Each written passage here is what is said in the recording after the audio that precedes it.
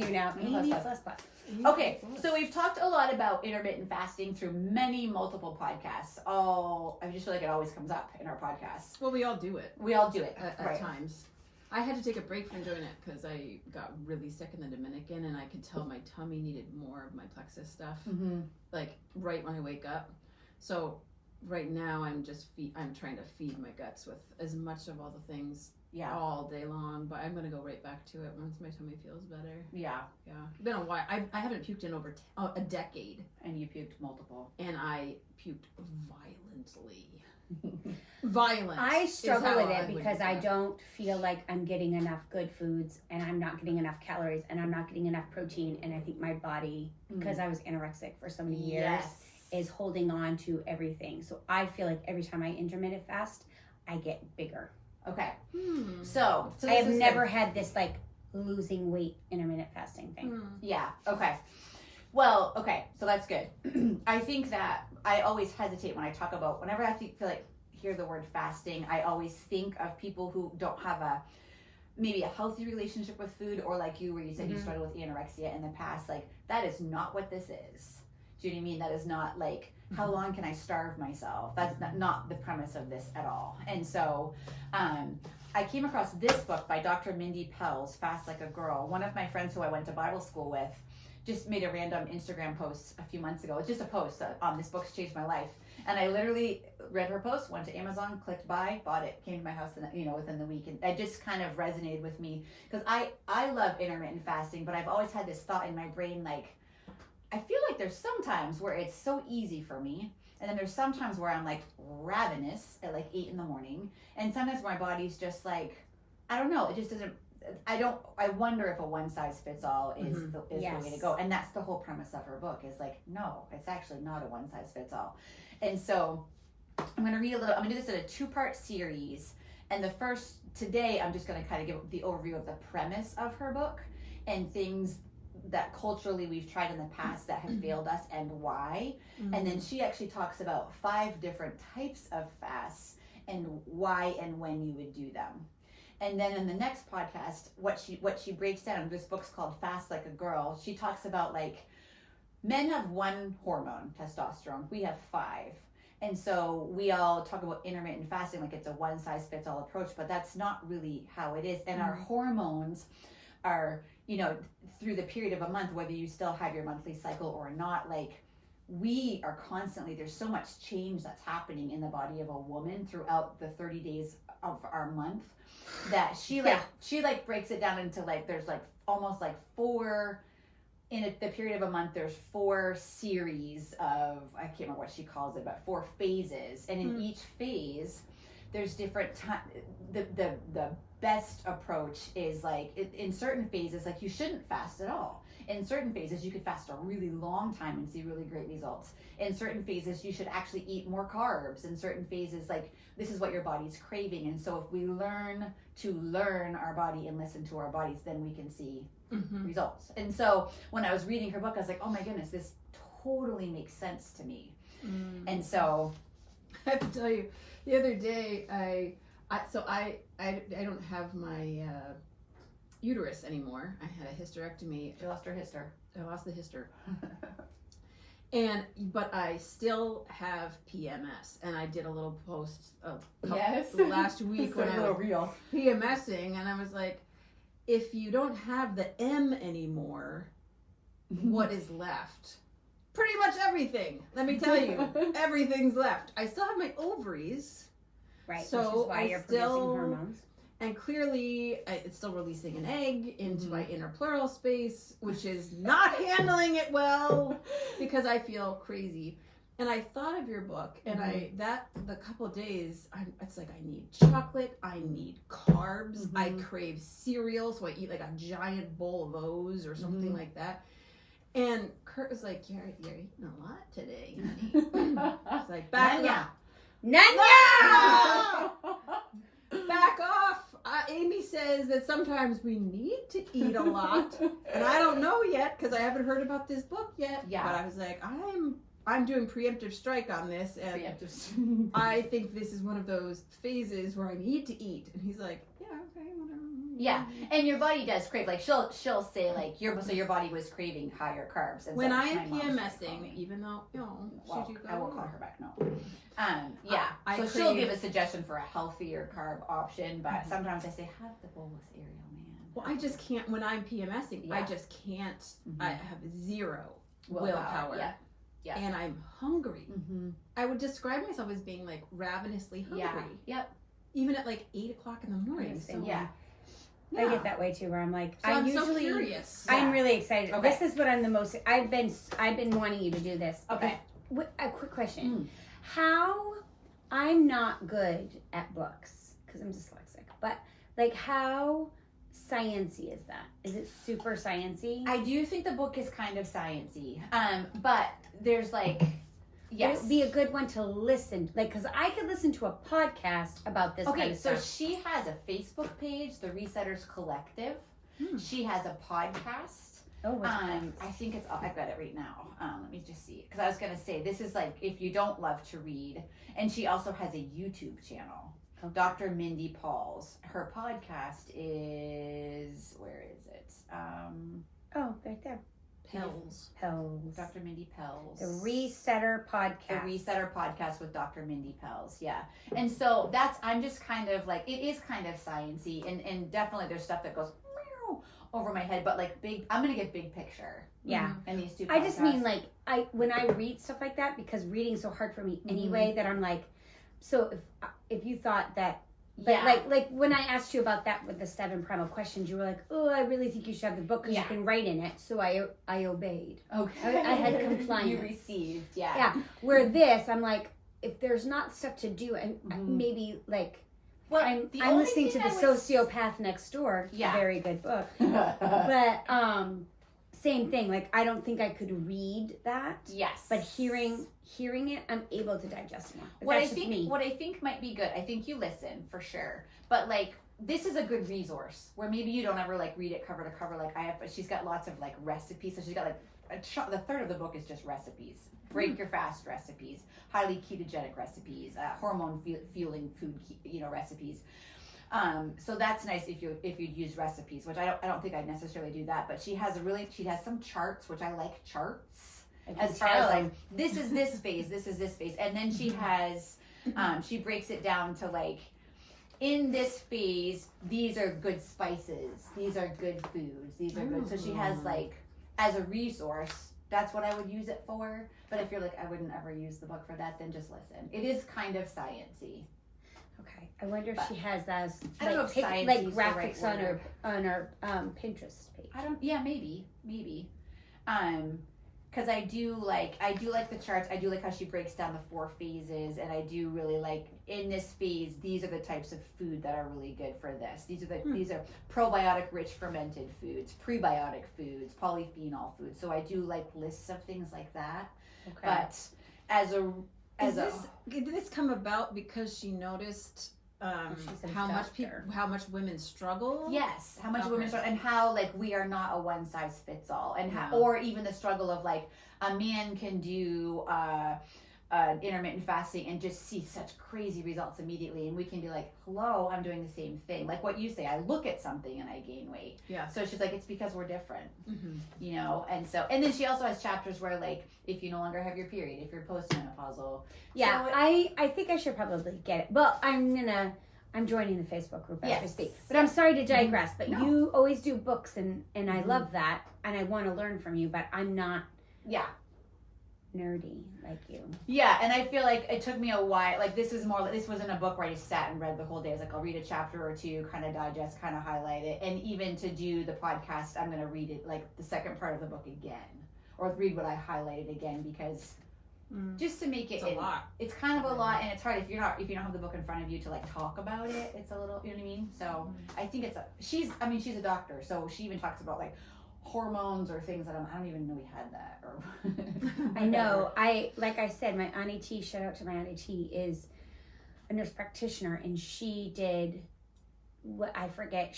She diabetes and your endocrine system. Yes, and all about hormones, and I'm super curious to have her, like, so I'm getting my blood taken when I go to my doctor's appointment, and I'm asking for it printed, and then I'm having my Auntie T read it for me to explain. Yeah, I think that's what gets smart. I like that. This hormone stuff is for the flippin' floppin' birds. Yeah. So if in between podcasts, or if this stuff interests you and you want to learn more, she has a book, Fast Like a Girl by Dr. Mindy Pels, and she's writing a new book called Eat Like a Girl. Ooh. That's coming out. She's got a Facebook page, The Resetters Collective. Right? Joining it. Yeah, a podcast, the same thing, right? The Resetters Following podcast. it now. Yeah, and she has a YouTube channel. So, okay. So the premise of this book, so I'm going to read quite a bit, but you guys can like pipe in as you've been.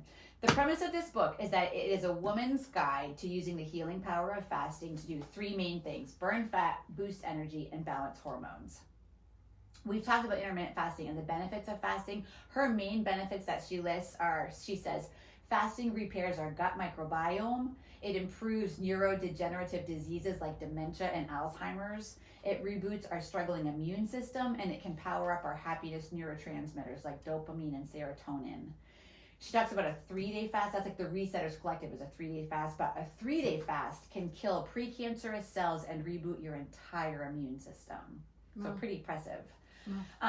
Food heals as well, obviously, yet it's the rhythm of moving in and out of fasting and feasting that creates the greatest metabolic change.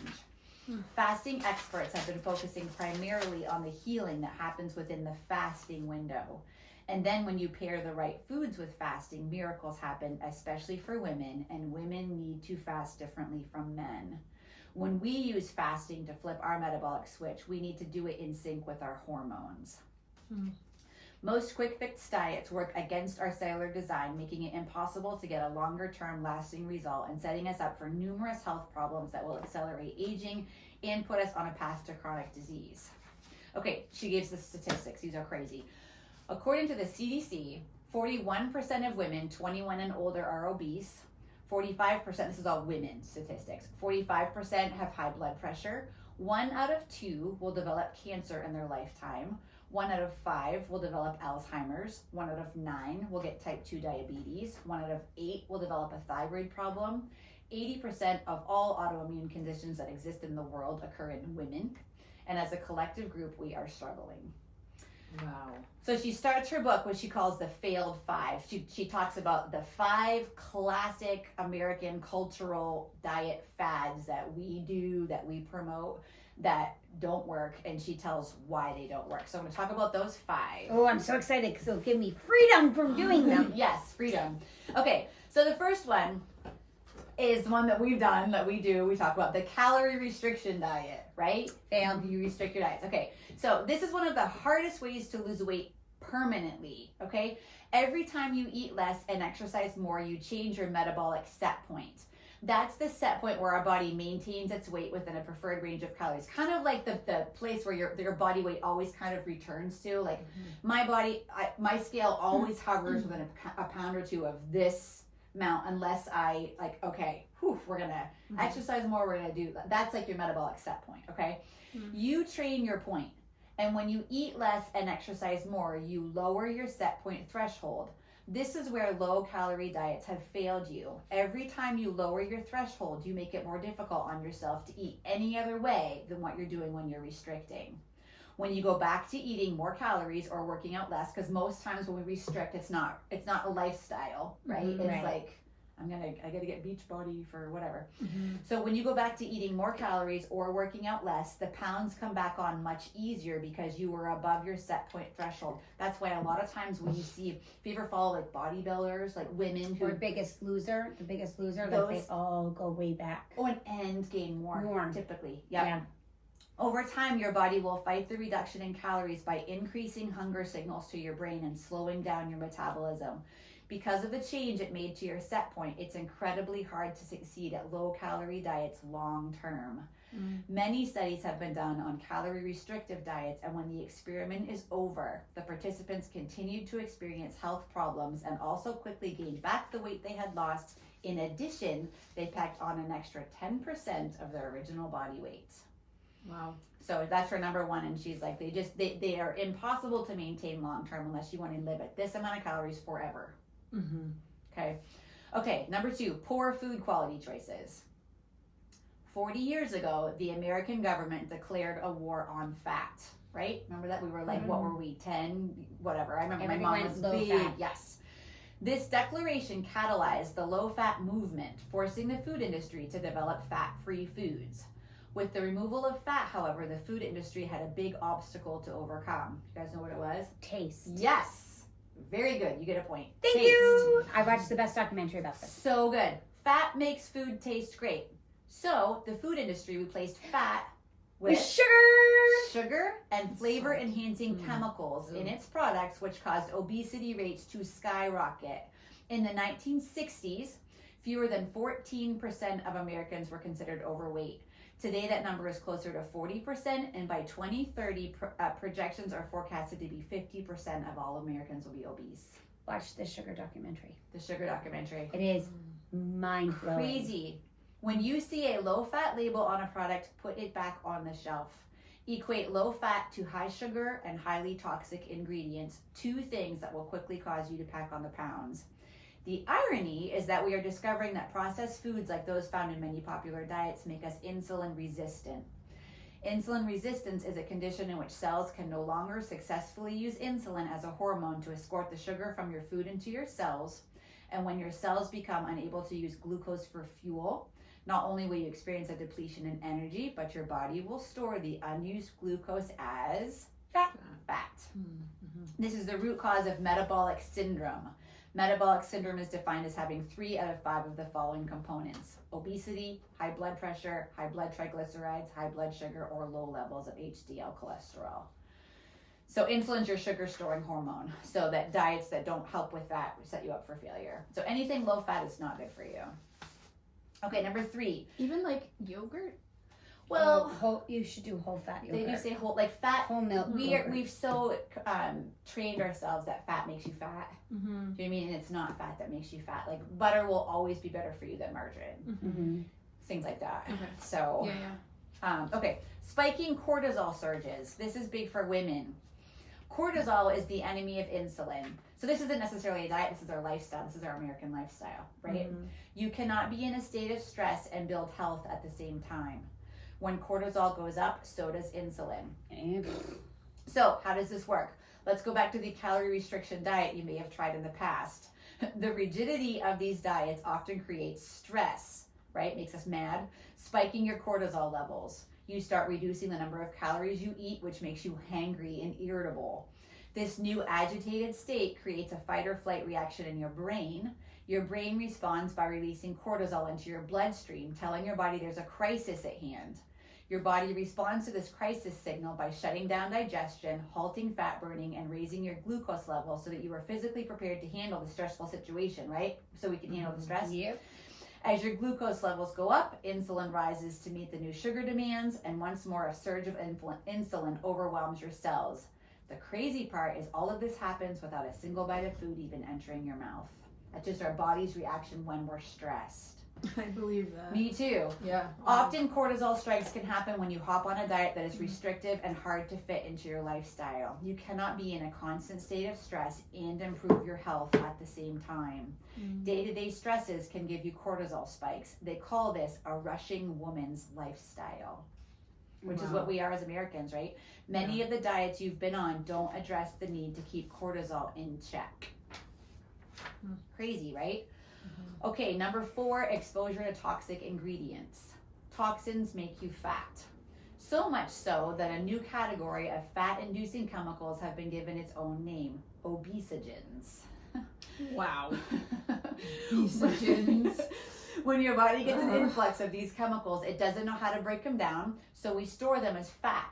Your body literally does not know how to break down all the food that's laden with chemicals. Like if you turn over a bag of chips, say, and half the ingredients you can't even recognize that, you can't even read it, then that's a chemical. If you can't recognize it, neither can your body. And if your body can't recognize it, you know what it does? It stores it as fat. It protects it. It takes it away from all your life-giving organs, stores it as fat to protect your other tissues and organs. Like we're protecting ourselves from this foreign agent that we don't know how to break down, so it won't harm the organs that keep you alive. That is so terrifying. And it's storing it? Yes, it's your stomach. it places it in your fat store. Yeah. So that it won't harm the organs that do keep you alive. It's a brilliant system your body has created for it's your amazing. long-term survival. Yeah. I think about like not Thanks, to be America. well, no, Yeah. you think about like Peter and I talk about this all the time, like about people in the 50s and 60s. Like if you look at pictures of like on the street and how no one,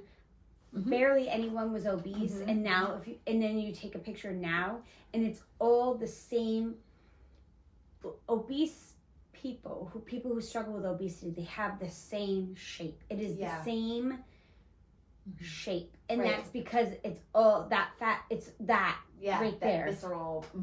It's there. It's the same shape. When if you look at like my grandparents, like their teacups, their saucers, everything was smaller. Yes. I mean, we live in, what do we, Super Size Me? Ever see that documentary? Yes. Super Size Me? That's crazy. I couldn't watch it. That one made me worse. The one that I'm talking about, I just looked it up. It's called That Sugar Film. Okay. And you can see it on Peacock. I think you can also, I'm going to That search. sugar film. Okay. But it's wild, and it talks all about this and the chemicals. And this guy, and he lives in Australia, and his wife's about to have a baby.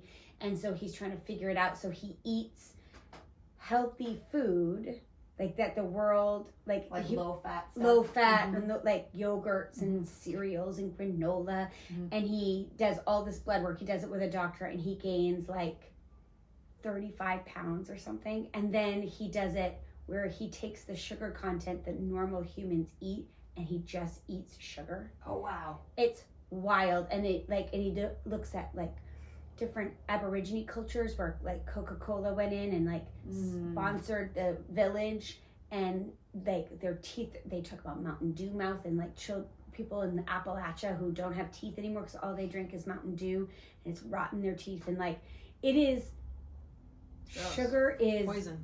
poison. It is poison. That's great. I want to watch that. It's Wild. So good.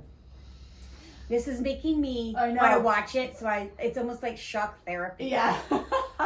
Scared straight. That's straight. Don't you feel like it? Like I did a sugar detox, and we watched the film as a group of That's so good. women, and we watched it, and that was the healthiest ever was, because it wasn't banning foods, or it was just no sugar. Like you could eat apple, real natural, everything, but you had to read everything in the same rules. Like, if you wanted to have pasta sauce for something, if you could read what was on the label, you were allowed to have it.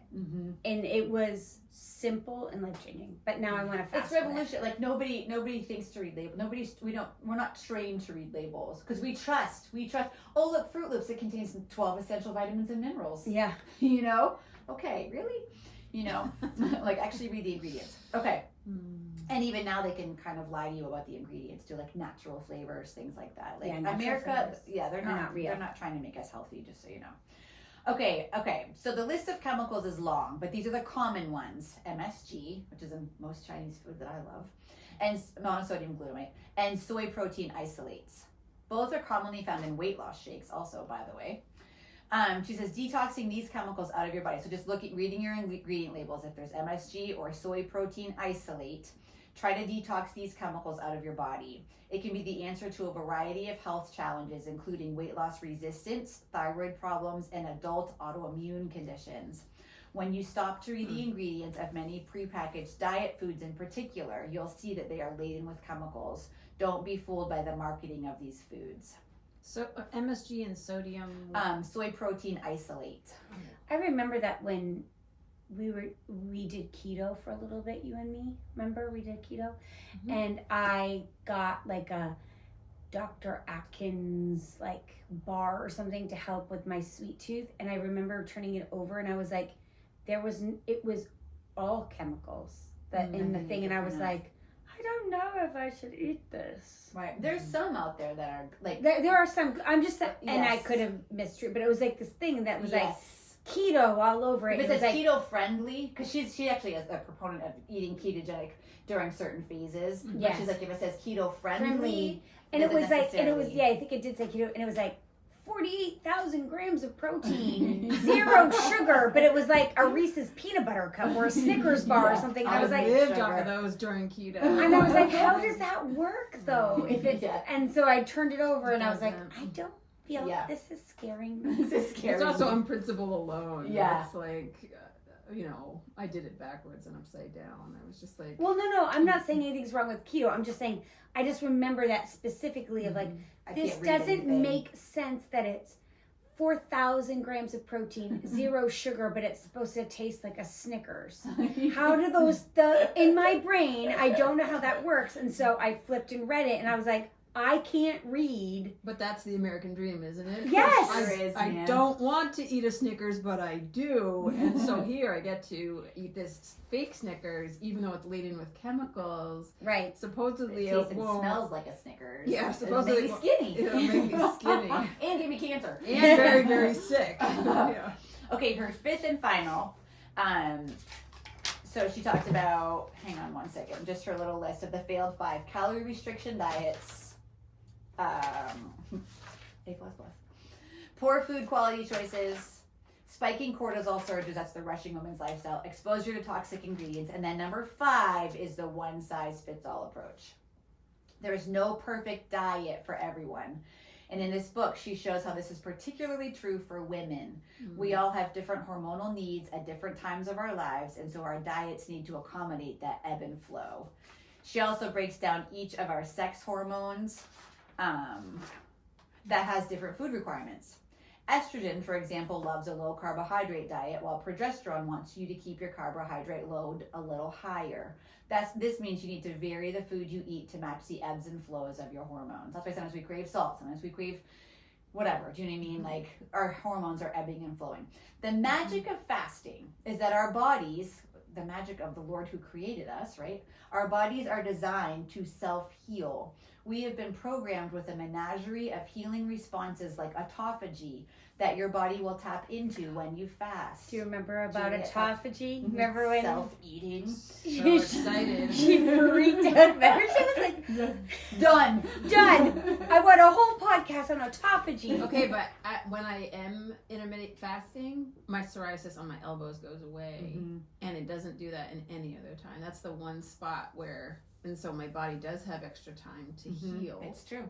And it will actually go away. It's kind of amazing. It really is amazing. Autophagy is amazing. It's so true. Yeah. I love it. Okay, so combining your fasting and food choices to your hormones, we will discover a level of health that we may have never known possible. Ooh.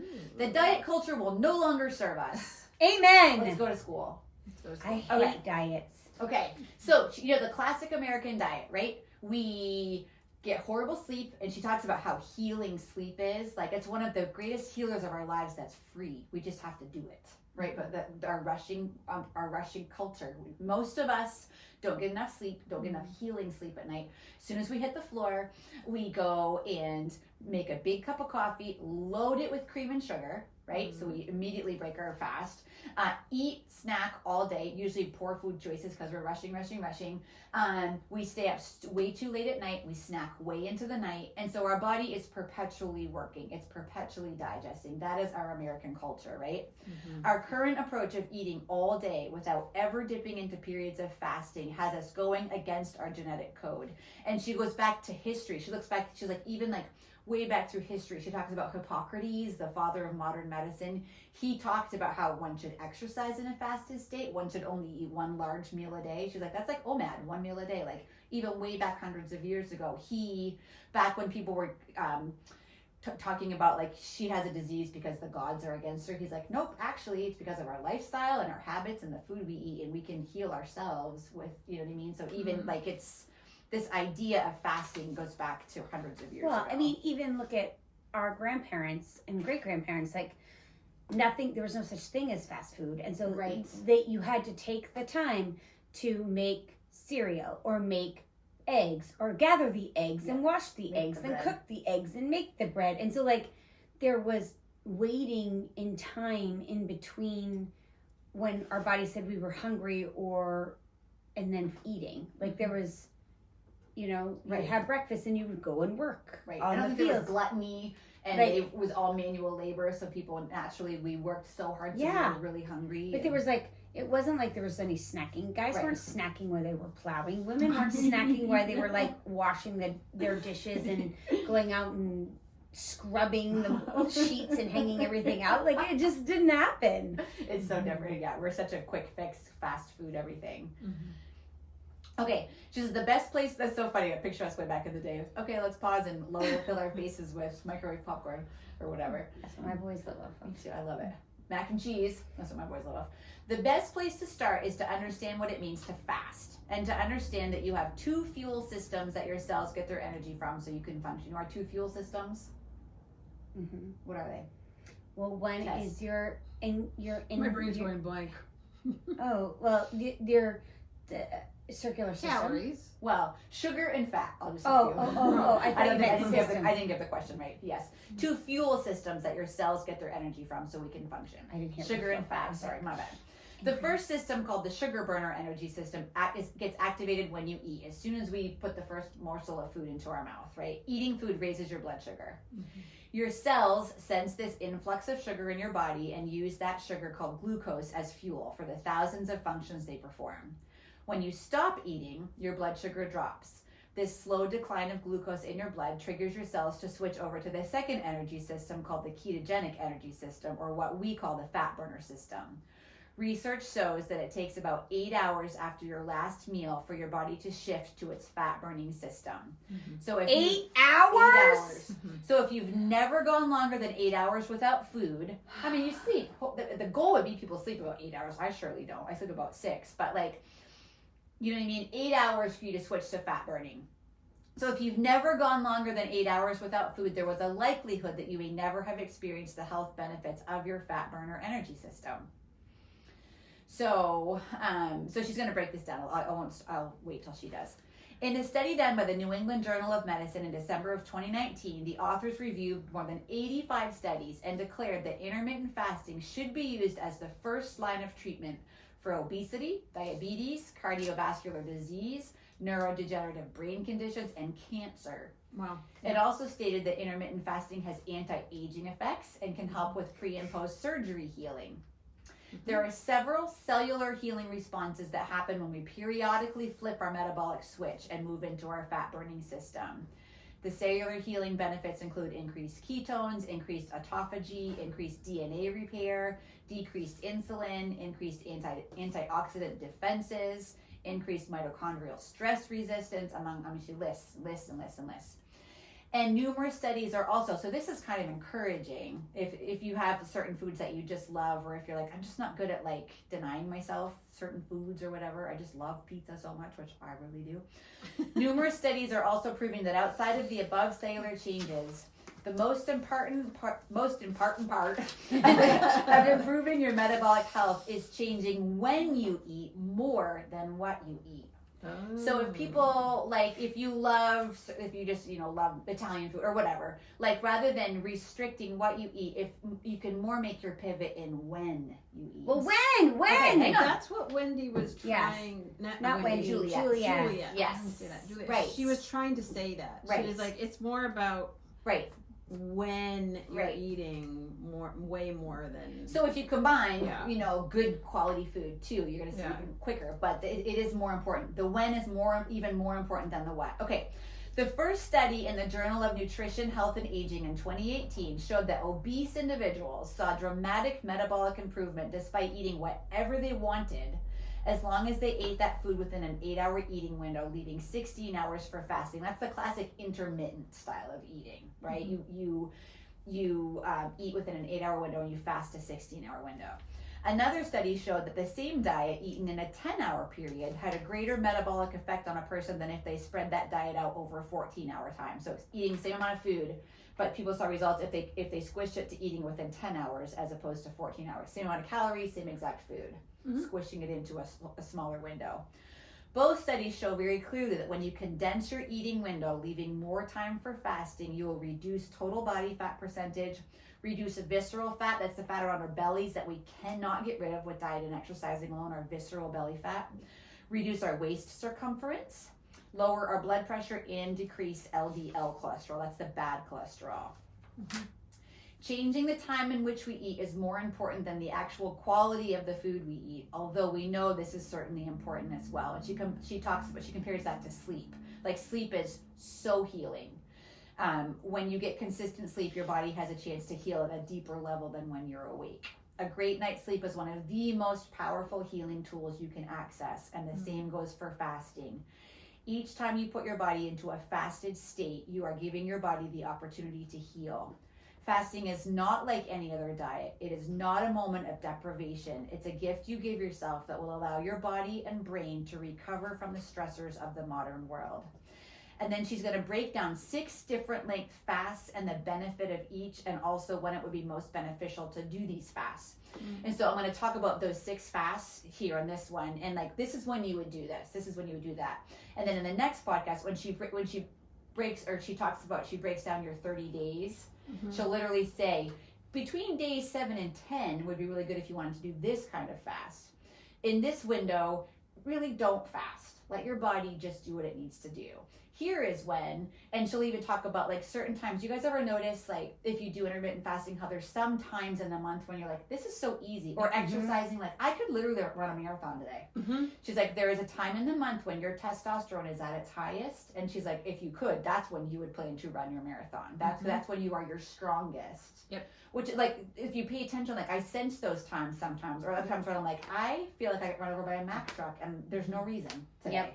I'm not a runner, and I feel sometimes like I want to run. Yeah. I almost need to run. Yes.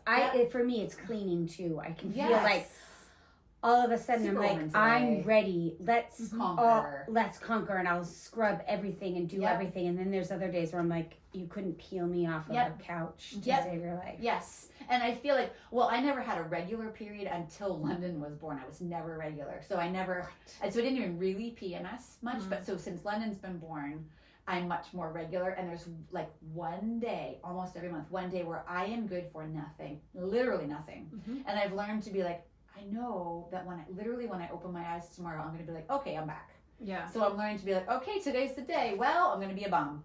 And So I just that let happens myself. to me only for about 2 weeks. Okay. That's the problem. It's like you still have to get up and live.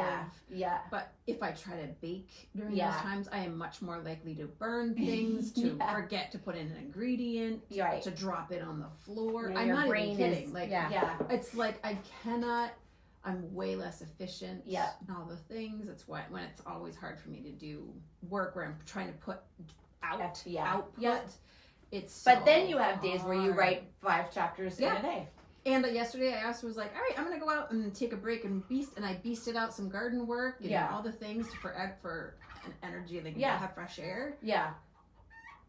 You're Tiki, laying an egg. She's probably laying an egg in the... I feel like she's about to in the come garage. She's somewhere. Welcome to the farm, kids. Yeah. Okay, so I'll wrap this up with there are 6 different lengths of fasts and the benefits of each, okay? Will you send this to me? Because I'm gonna start taking notes, but I want to listen. Yeah. Okay. Very first one is the most popular style of fasting. It's just intermittent fasting. Most people's definition of intermittent fasting is going anywhere from 12 to 16 hours without food. So the easiest way to understand how this works is to walk through what. Oh, sorry. I'm trying to send this to you. Oh, sorry. Is to walk through what a 24-hour period might look like when incorporating intermittent fasting into your life. So, let's say you finish dinner at 7 p.m. You don't eat or drink anything after that point so that your blood sugar starts to decline. If you delay your breakfast the next day until 10 in the morning, that's been 15 hours of fasting. So it's not really crazy when you think about a lot of the time you're sleeping. A general rule is that your liver will switch on and start making ketones somewhere around 8 hours from the last morsel of food or sip of drink you put in your mouth. Somewhere between the 12 and 15 hour mark, as your body is making energy by burning fat because you're teaching your body to become fat fueled, ketones flood your bloodstream. The first place these ketones go is to your brain, turning off hunger and giving you a boost of physical and mental energy. Your cells begin to move into 12 hours? I have to wait 12 somewhere between the 12 and 15 hour mark. Oh, gosh. Okay. So 16-8 is the classic intermittent fasting window where you don't eat for 6. So like you stop eating at 6 o'clock at night, you don't eat again until 10 in the morning. That's 16 hours. That is right? mostly what I normally do. Yeah. I try to go from dinner to noon. Yeah, so that's even longer. That would be the next phase Every she day. talks about. Yeah. Can I borrow your pen? So somewhere between the 12 and 15 hour mark, as your body is making energy by burning fat. I have a pen. Okay, hold on. Oh, Amy's I gonna did. go. I did. Sorry, guys. Right I'm being. behind you. There's some in the little thing. Ow! It's gone. I'm sorry. Okay, Okay. I'm gonna keep going. Or do you want me to wait? No, Amber's looking wait. for a I pen. just I'm struggling. This is. So just picture like, and she talks about like if you've never done this before, depending like Lisa Winters. Shout out to you, Lisa. She really loves breakfast. So she will stop her eating. She'll close her eating window at like 4 o'clock at night because she wants to eat breakfast pretty much when she first wakes up. That's my sister Hannah. Yeah, and so it's preference, right? It's you can totally play with it, but like the classic intermittent fasting window is 16 hours of fasting, 8 hours of eating. So stop eating at 6 at night, and you can start eating again at 10 in the morning. Okay. So, because somewhere between the 12 and 15 hour mark, as your body is making energy by burning fat, ketones flood your bloodstream. The first place these ketones go is to your brain, turning off hunger, giving you a boost of physical and mental energy. Your cells begin to move into a state of autophagy, repairing, detoxing, regenerating themselves. As your liver continues to sense the absence of glucose, right, it spikes as soon as the first bite of food we put in our mouth. It keeps releasing glycogen and insulin stores by breaking down more fat. Dip into these fasted states repeatedly, and you will start to see long-term improvement in metabolic markers like blood sugar, fasting, glucose, and insulin. Think of intermittent fasting as your entry point into fasting. It's the easiest fast to fit into your life and will yield you the quickest results. Many people turn to intermittent fasting when they feel weight loss resistance or they get fed up with yo-yo dieting. When done properly, intermittent fasting is a huge step forward in getting your body to go back to burning energy from fat instead of sugar. If you're new to fasting, here's your first goal. Eat your food in an 8 to 10 hour window, leaving 14 to 16 hours for fasting. Maybe start by pushing your breakfast back an hour. Do this for a week and then push your breakfast back for another hour and keep extending your fasting window until you're comfortably fasting for 14 hours. Some people find that for weight loss, it's better to move their dinner up an hour instead of moving breakfast back. That works too. It's personal preference. Eating too late and then going straight to bed can impede weight loss. But either way, the goal is to train your body to adapt to a longer period without food, with your first major fasting ledge to grab onto being 14 hours. Okay, so although intermittent fasting benefits just about everyone, there are some very clear reasons to use intermittent fasting specifically. She does this for each of her fasts. If these are your goals, this fast is for you. So intermittent fasting is really good if you want to lose weight, if you're experiencing brain fog, and if you're suffering from a loss of energy. Those would be good reasons to do intermittent fasting. Mm-hmm. And again, when she breaks down your monthly cycle, you wouldn't do this every single day for 30 days. Do you know what I mean? Like there's certain times when it's beneficial and certain times when it's not. Okay. Mm-hmm. The next fast is autophagy fasting, and that's where you go 17 to 22 hours, okay? That's more where I tend to live through the week, not 22 hours, but like I'm usually at 6 o'clock at night till noon, so that's a 20-hour fast. And on the weekend I don't, because I make a big breakfast with my family on Saturday and I eat it very happily. Okay, autophagy fasting. There is much debate about at what hour of fasting autophagy kicks in. Dr. Mindy Pelz likes to think of autophagy. Okay, so she thinks of autophagy as a dimmer switch. So like it clicks on at 17 hours and then it starts to get brighter and brighter and brighter and brighter at 22 hours. Like it gets, it's like autophagy gets better and better and better the longer you go.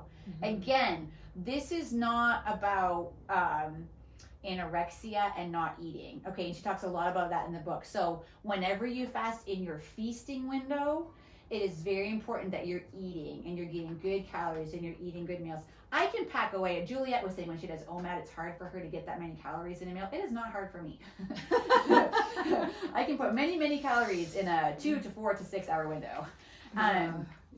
But so it's not about, because so but you do want to eat to be satiated too. Do you know what I mean? And so like it's not about starving yourself, because that defeats the purpose too. And so if you struggle with eating, that is not a problem for me. It's not me either. Well, it's me. The thing is that my body, I don't need a whole lot of calories for my body to take those calories and make big muffin tops out of it. So I don't seem to need, it's not about calories for me. a few calories, my body would be like, oh, I can do a lot with that. do a lot with that. So the fasting is wonderful, Mhm. and I love it. I don't even need to eat that many calories, and my body's like, we're good. We're good. Okay. I'm still, and I still have a muffin top, and I'm still just like, okay, this must be what my 45-year-old body is like, because I don't love that. But And it's you don't still eat a way ton of better. stuff, It's yeah. still way better than if I was eating breakfast Yeah. or all the other things, because then I would literally just keep getting bigger and bigger. And that's my genetic makeup. Yeah. All Yeah. my family members struggle with keeping weight off, Mm-hmm. and intermittent fasting is basically what we've all landed on. Is pretty much the only thing that's left. That's what works for you guys. Yeah. Yeah. Yeah, for me, I feel like I get into, like, for me, it's that window. So, like, what happens is it's almost like a chop. Like, my brain's messed up. So, like, when I'm in that window, I don't eat enough, I don't think, or I don't eat enough of good foods. And then I start eating, and then I close my window, and I'm like, I want my window back open. Yeah. And then I wake up really hungry, Yeah. and then my brain goes, oh crap, we're doing it again. Yeah. Yep. I get that. Mm-hmm. And it goes, nope, we're holding on to every calorie. Yeah. Yeah. She's doing it. I mean, you have to do it long enough. Like, Yes. I've been doing it for months and months and months and months, and Mm-hmm. the better part of a year for the most part, because it was way longer than a year ago where I was like, I can't eat breakfast anymore. And Yeah. then I started taking it more seriously and being like, make sure that it wasn't dirty fasting, so I Right. wasn't even waiting to take my plexus, which it really makes a big difference. Yeah. That it's true fasting. Right. And True that fasting is like water, black coffee, black tea. It's not Right, even and I just do lemon in water. It's not anything with calories or Right. Yeah. I do Yeah. have black coffee. It does make a huge difference. And I agree with Juliet that she's like, either you're fasting or you're not. She's like, I don't even, the whole dirty fasting. Mm-hmm. It's like, that was definitely true for me. Mm-hmm. Yeah. Yeah. Although some people do see benefits on dirty fasting, but I'm a legalist, so if you're gonna do it, you're gonna do it. Yeah. Okay, autophagy, 17 to 22 hours. So the dimmer switch of when autophagy gets turned on, she thinks that it's like it slowly gets turned on around 17 hours and reaches its brightest peak at 72. She'll break down autophagy in a second, but autophagy improves cellular resistance in 3 ways. It detoxes, repairs, and removes diseased cells.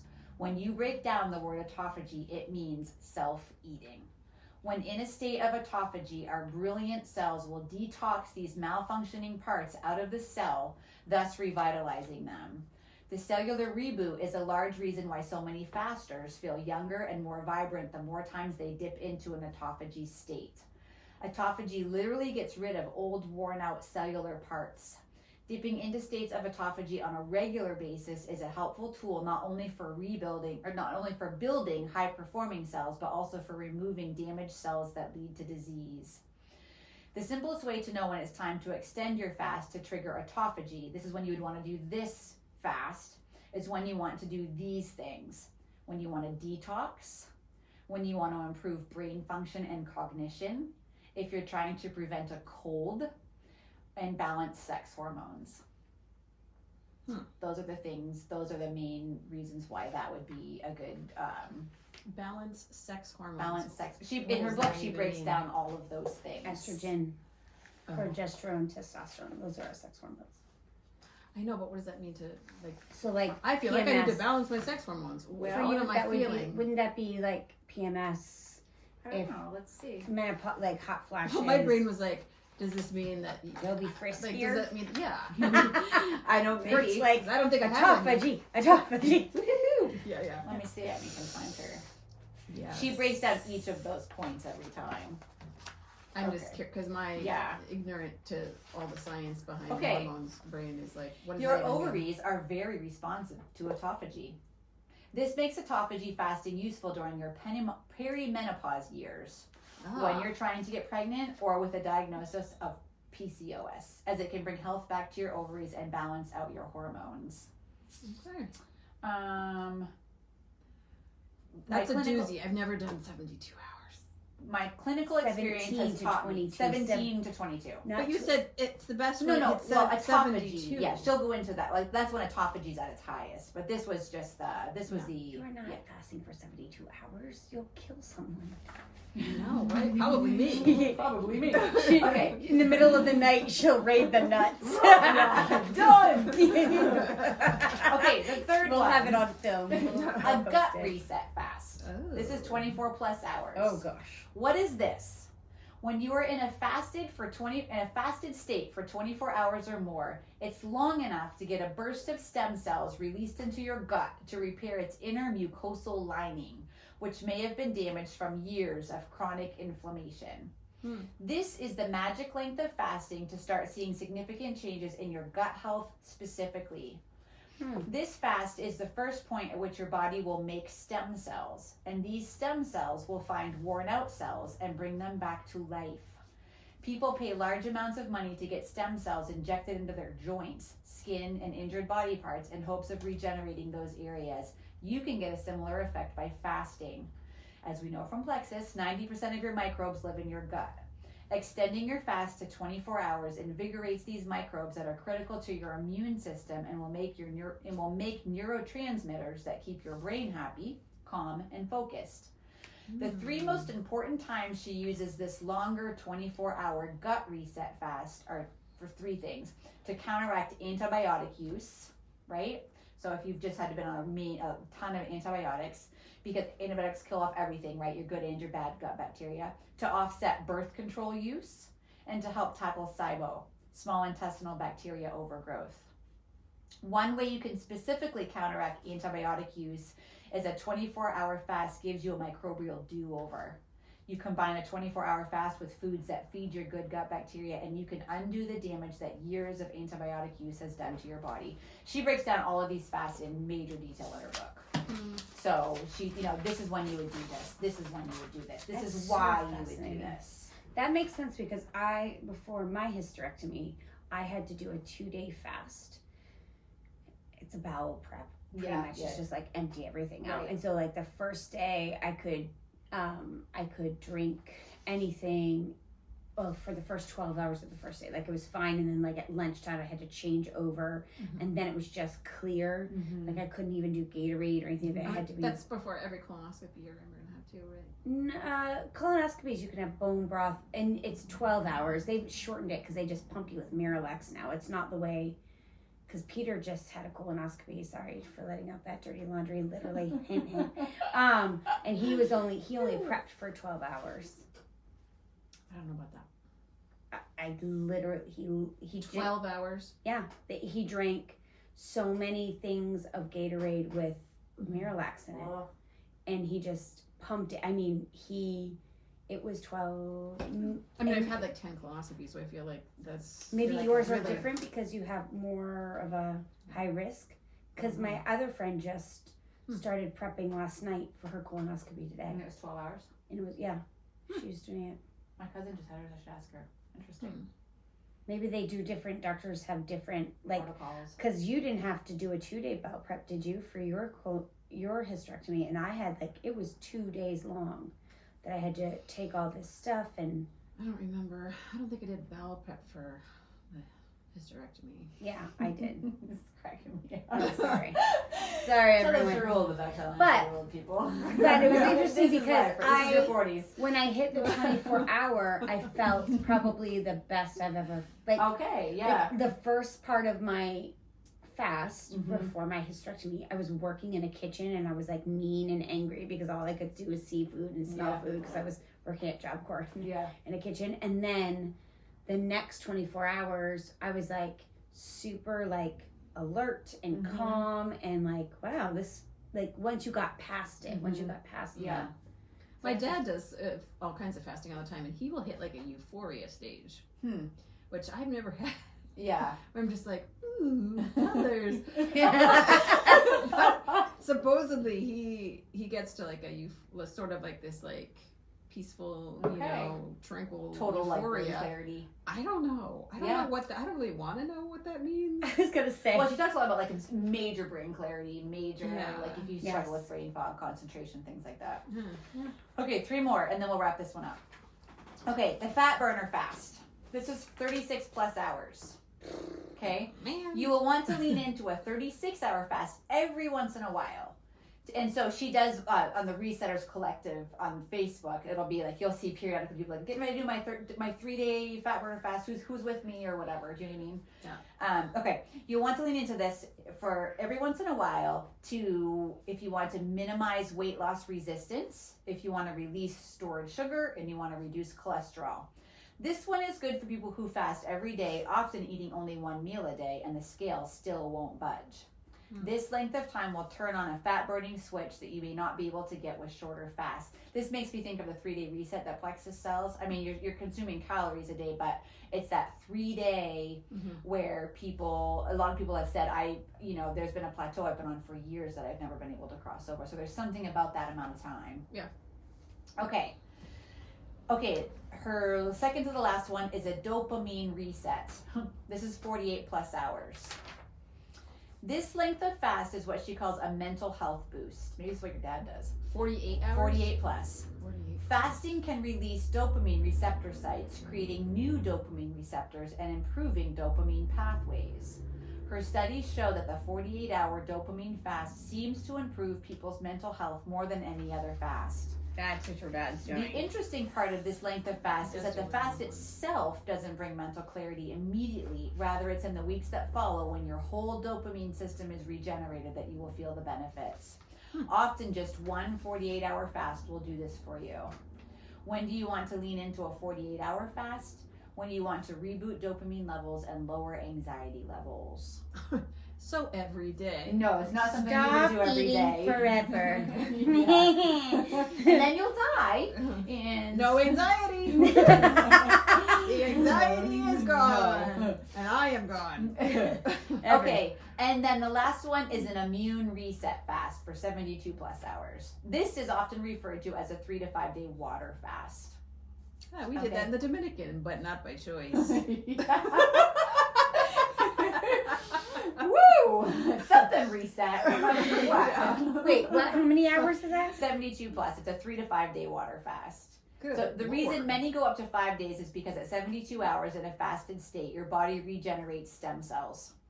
Revitalized stem cells are able to find injured body parts and make them new Never again. gonna happen. So she talks about these Well, it has to. You're like cancer actually patients. dying. But Wow. cancer patients, like, you know what I mean? Like, this would be Sarah did try to do that for that reason. Yeah. She said she felt really good, but there was like I think it was mostly like the combination of meds with some of these is a tricky one. for sure. But yeah. Revitalized stem cells are able to find injured body parts and make them new again. After 3 days of fasting, new and improved stem cells can have a dramatic healing effect on aging cells, and you will keep making those stem cells until you eat again. She encourages people to lean into this length of fast when they want to accomplish one or all of these 4 things. Ease a chronic condition, prevent chronic disease, alleviate pain and stiffness of relentless musculoskeletal injuries, or slow down the effects of aging. Many experts believe that 3-day water fasts done 1 or 2 times a year. So this is not like every month, every week. 1 or 2 times a year will help you get rid of any cancer cells that may be building up in your body. I mean, that's kind of crazy, right? Yeah. And so that's kind of her preface. Wow. My brain Her preface, I know. So that's why I was like, I don't know, is this podcast material? I'm It not really is. sure. It's so good. No, it's kind of meaty and a little bit like. Can I ask you okay. I thought that this was like the whole 6, where it's like every month you're doing all No, of these. So I'm like, this is almost completely fasting. How No. So And that's what I was she going to breaks ask. them right. Okay. Right. It's almost like a little fasting choice you can choose from. Well, when she breaks down like in your monthly cycle, she'll say, okay, in this like she talks about. Well, let me just say just really quickly. Show us the diagram. Well, there's like a little. It's kind of like the week before your period, the week of your period, the week immediately following your period, and then that fourth week. That's what's next time. Yes, Yeah, and so that'll be useful. the power. Okay, so the power phase. The manifestation phase, that's a weird word, another power phase and a nurture phase. And so those are the 4 phases, and there is a little chart. And so like the power phase, the first power phase, that starts day 1 of your period. And so if you don't have your period, she has a chapter of that. Like if you're not like, I clearly still have my period. So like literally, but I'm still learning my body 46 years because I'm not regular. So I write on my calendar, this is day 1. So this is day 1 of my 30 day, if I'm going to follow her book a little bit, right? Mm-hmm. So day 1 through 10, which starting with day 1 of your period, that's the power phase. And in the power phase, she says, okay, this phase would be good if you want to fast, do anywhere from a 13 to 72 hour fast in these 10 days. So you could do, and I'll break it down more on the next thing, but like your 2 power phases are when you feel the strongest, whatever. Do you know what I mean? The manifestation phase is right after that. That's during ovulation. And so that's when it's more, you're more gentle with yourself. Eat whatever you want. Kind of like, it's not, you don't really, I mean, maybe fast like 13 hours, but you're not going to do a big, crazy 72-hour fast then. Mm-hmm. And then your second power phase after that, and then a nurture phase. The nurture phase is the week before your period. That's when she's like, don't fast. That's, do you know what I mean? Mm-hmm. So I like that. Like, that's kind of the ebbs and flows of your body. And so it's interesting that so our culture, I think, definitely for our whole generation, is basically trying to get us to fight that. The natural, what our body's saying. Please don't do that. Please don't be hard on me this week. Please be easy. Yeah. Or and sometimes we're hard on ourselves directly. In the time where we need the most and nurturing. She'll be like, this is the time I just missed my physical therapy appointment. Oh my goodness. Oh my word. Shoot, Amber. Sorry, I thought it was earlier. Well, on that note. Sorry, I was just like, crap. I know I have it on forgetting disturbed. something. Oh no. So I wonder if they called me. Shoot. Yep. Well, Colin Cravo. Sorry, everybody. So I literally real time. Well, we can wrap this one, right? Yeah. Sorry. It's a good for no. Don't be sorry at all. That's a good ending to the first. Okay, that's a lot. That's a awesome. Sorry, I love it. It's too stressful. No, I love it. I love it. I think it's good. I have so many. I think that's the season we're in. Honestly, things like we're. Yeah, so you were probably in the hormone feasting. Like she's like in this week, your hormones want a feasting stage. Like feast, like don't fight it. Yeah. And she'll give suggestions of like these are really good hormone feasting foods. Oh, the sugar foam, thank you.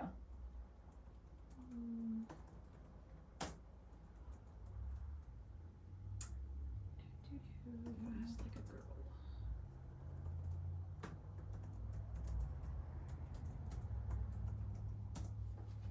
Okay.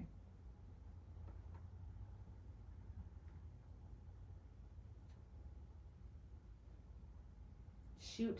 Can you? This is Colin Grabo.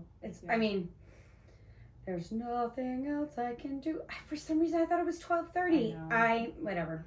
I thought it was 12:30. It's because we went and had lunch. That's why. Mm-hmm. How dare we? How dare you? Dare we?